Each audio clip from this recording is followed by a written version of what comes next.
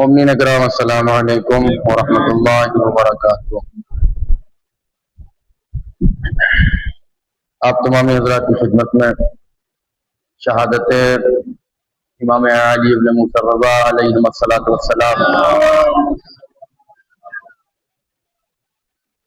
کے موقع پر تسلیت اور تعزیت پیش کرتے ہیں، اور اس سلسلے میں آج کی اس تاریخ کو اپنے لیے کسی امام کے کلام سے اپنی زندگی کو نورانی بنانے کی کوشش کرتے ہیں۔ دو چیزیں جن کی اسلام میں بڑی تاکید کی گئی، جن کا تعلق سماجیات سے، معاشرے سے، وہ ہے امر بالمعروف اور نہی عن المنکر۔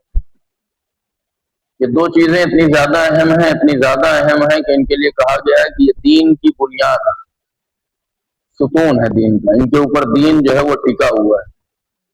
اس کو اگر دین سے نکال دیا جائے، اس عمل کو ہٹا لیا جائے تو دین بکھر جائے گا، لہذا اس کا انسان کی زندگی میں ہونا بہت ضروری ہے۔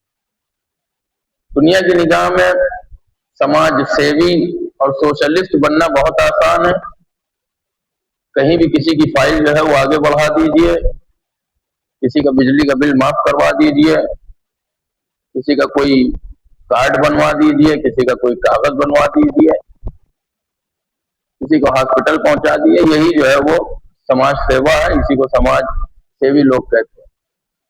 اور دو چار کام کرنے کے بعد اپنے نام کی ہورڈنگ فوٹو کے ساتھ کسی بجلی کے کھمبے پہ لٹکا دیجئے، انسان ہو گیا سماج سیوی۔ لیکن اسلام کی نگاہ میں جب تک انسان امر بالمعروف و نہی عن المنکر کہنے کی ہمت، کرنے کی ہمت اور طاقت اپنے اندر پیدا نہیں کر سکتا، اس وقت تک سماج سیوی نہیں ہو سکتا۔ اس لیے کہ جو انسان سماج میں پھیلی ہوئی برائیوں سے لوگوں کو روک نہ پائے اور سماج میں اچھے کاموں سے دور رہنے والے لوگوں کو اچھائیوں کا حکم نہ دے پائے، تو ایسا انسان سماج کے نام پہ کوئی سیوا نہیں کر رہا۔ اسی کی طرف اشارہ کرتے ہوئے امام ارشاد فرماتے ہیں کہ اگر اس امر بالمعروف اور نہی عن المنکر کو سماج سے ہٹا لیا جائے، ہم اور آپ سماج اور معاشرے کے لوگ اگر امر بالمعروف اور نہی عن المنکر کرنا بند کر دیں تو نتیجہ کیا ہوگا؟ ارشاد فرماتے ہیں امام علی رضا علیہ الصلوۃ والسلام،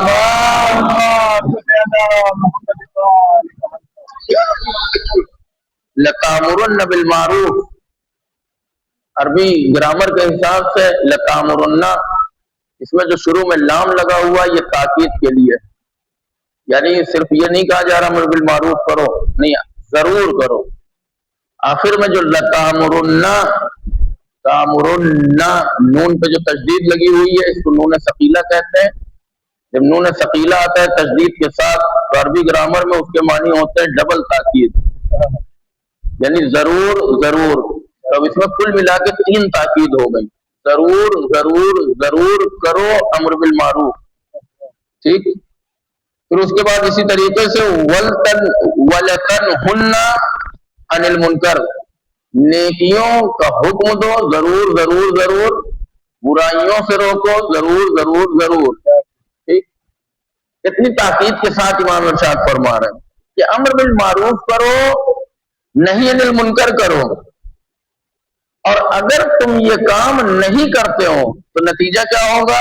او لَيَسْتَعْمِلَنَّ عَلَيْكُمْ شِرَارُكُمْ، اگر تم نے امر بالمعروف اور نہی عن المنکر کرنا بند کر دیا تو تمہارے اوپر جو تمہارے سماج اور معاشرے کے برے لوگ ہیں وہ حاکم ہو جائیں گے، برے لوگوں کا غلبہ ہو جائے گا۔